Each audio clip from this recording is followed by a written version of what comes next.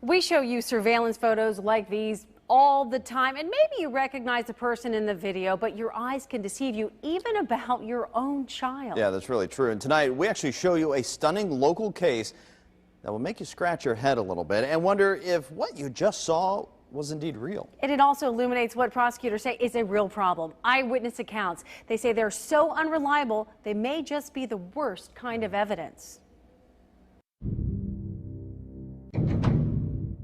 In 2010, he held up multiple tri-state banks, and the surveillance video hit probably every newscast in Cincinnati.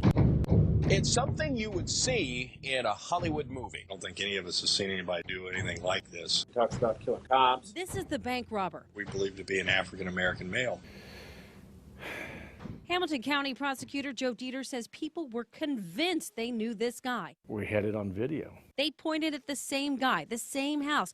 They were sure it was this man. We put out a Crime Stoppers tip, and we got about 5 or 6, 7 phone calls. I know that guy. He lives on this street. He lives in this particular house. And when the detectives went to that house, they knocked on the door. His mom answered it. She said, "I know why you're here. I just saw on television my son robbing a bank."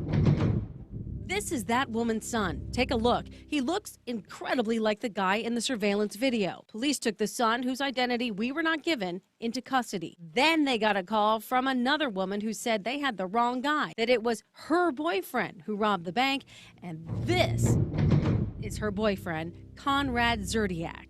Actual perpetrator was white as could be. He had bought a theatrical mask from Beverly Hills, which cost a few $1,000s. And it's very lifelike, and he had it on, and it looks like the guy they called Crime Stoppers about. I mean, his mom said. His mother said it.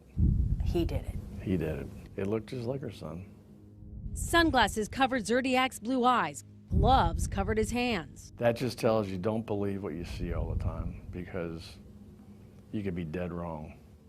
Joe Dieters will no longer take one person's word for it, ever since this man was wrongly imprisoned for rape based on one person's identification. You can't rely solely on identification. It's a recipe for some type of disaster. And I think a disaster is an innocent person in prison. He says eyewitness accounts are the worst kind of evidence. I would consider identification as one piece of evidence. It should never be the only piece of evidence. Well, Conrad Zerdiak will be in prison for that robbery and other robberies until 2035. And we want to show you something. The prosecutor let us borrow this. This is the mask used in that crime. It has been sitting at my desk now for about a week, freaking everyone out. The whole newsroom's been yeah, I talking mean, about it's really, it's unbelievably lifelike. And the poor guy who just happened to look like it did nothing wrong. Right. Absolutely nothing wrong.